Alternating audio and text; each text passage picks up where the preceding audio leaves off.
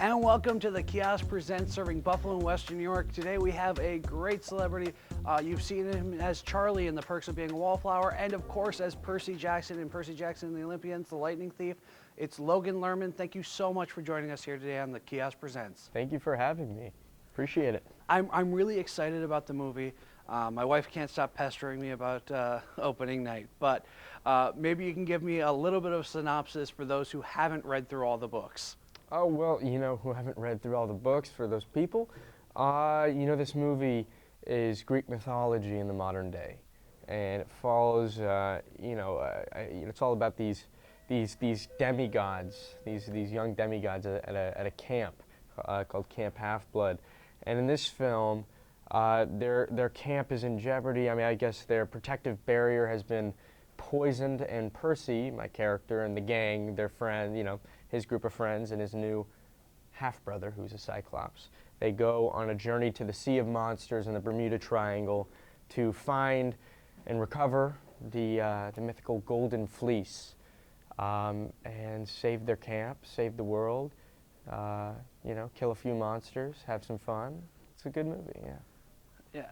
Well, I know the first movie, it sort of veered off pretty drastically from the books. It still had the general feel of it, but a lot of things were left out that were in the books. It always is the case.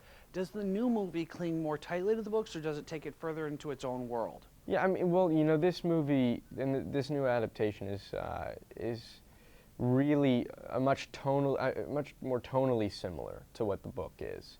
The first movie wasn't really, and this film kind of has that same fast-paced comedic tone that the book has, and I think fans will like that about this one more. Okay. Now, how did you prepare for the role? I know you already did the first movie, but getting in the mindset of Percy. To be honest, we didn't have that much time to prepare. I was given, I didn't even have much time. I flew to where we were shooting, and we just jumped right into filming. So yeah, just kind of dove in, head first, and kind of just tackled it, day by day, week by week. Now, I heard most of the film is just a lot set? of physical prep, really, Yeah, I heard you were hurt on set. No, not really. I mean, not like badly injured, but yeah, nothing that put me out of work or anything like that. But yeah, there were some times where you leave set with like a limp or something.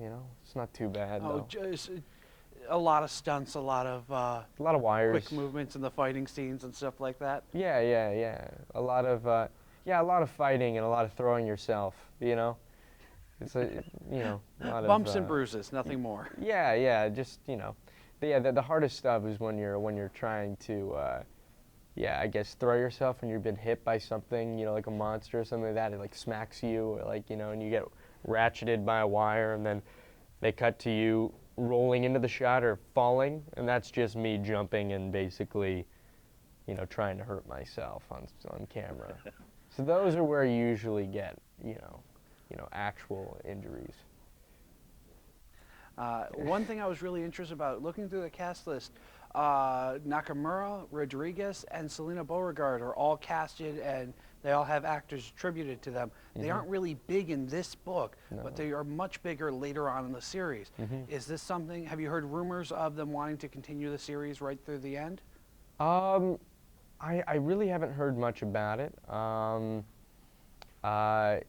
mean, we introduced them in this film, and I know that I guess the plan was to introduce them and have their characters, I guess, really become more developed in later movies. But, I guess it's all really dependent on the success of this film. If fans like it, if enough people see it, we'll be back, for more, and maybe we'll see more of those characters.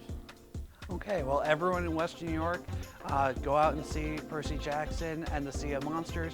We can't wait to see you in it, Logan. Thank you so much for joining us today on the Kiosk Presents. Thank you for having me. Appreciate it.